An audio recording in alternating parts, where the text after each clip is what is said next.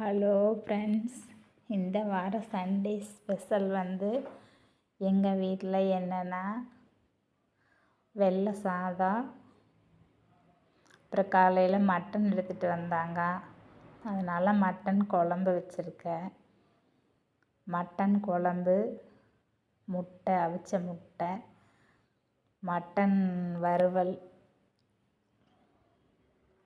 வாழைப்பழம். மதியானத்துக்கு இது மட்டன் வறுவல் குழம்பு வச்சுட்டு கொஞ்சமாக வறுத்துக்கிறோம். அப்புறம் தக்காளி மிளகு ரசம், பெருங்காயம் போட்டு மிளகு எல்லாம் அதிகமாக போட்டு தக்காளி மிளகு ரசம், தயிர்.